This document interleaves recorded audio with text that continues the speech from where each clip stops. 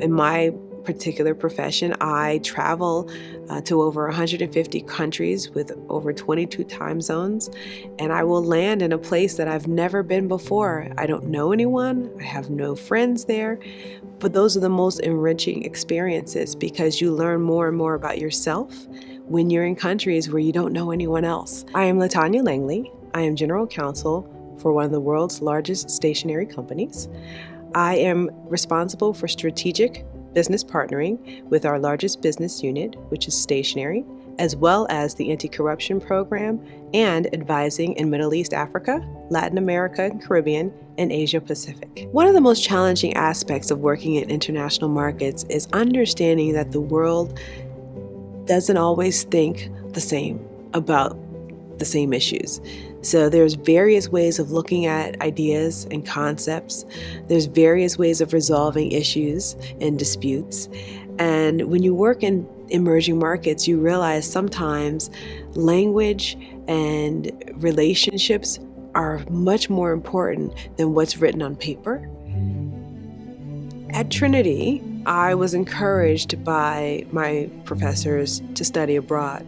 I studied at the London School of Economics, and while I studied there, I also had an internship with a barrister in the Inns of Court. The barrister that I was working with was the first female barrister in the Inns of Court in London. And I just admired her so much for being a woman and a leader in that capacity. And it really inspired me to be an international lawyer like her. When I graduated from Trinity, I came back to my local community and I noticed that there were young girls that were getting into trouble. There was an opportunity to bring young women together, and it was through the same type of dance that I learned at Trinity. I found a sponsor in my local church, and Imani was born.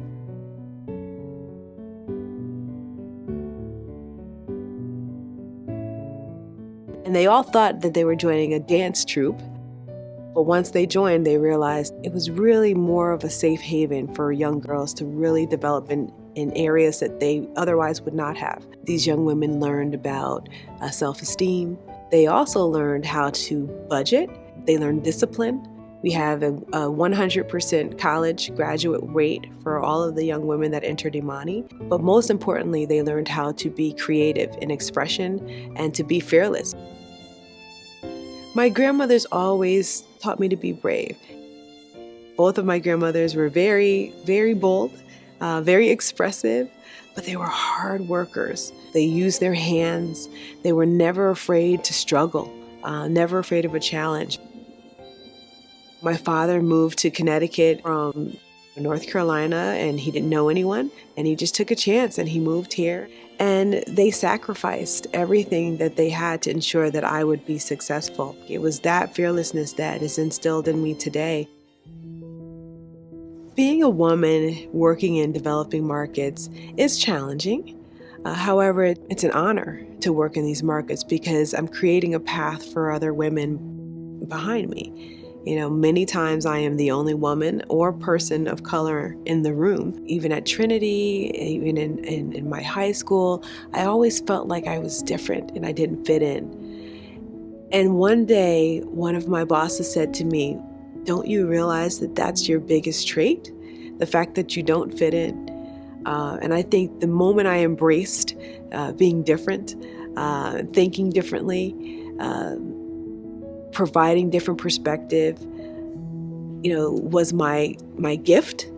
I embraced it and I owned it. And so I think that's what distinguishes me from other leaders in the room. Because I'm different and because I'm the only woman, when I do speak, the people around the table actually hear me. We all have certain gifts and talents that are only ours.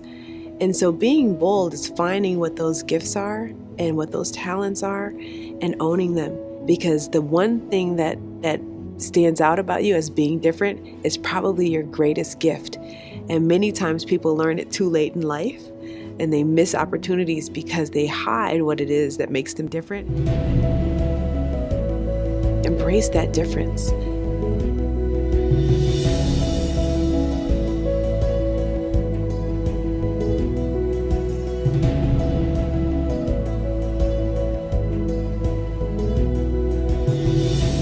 Being bold is being specially you.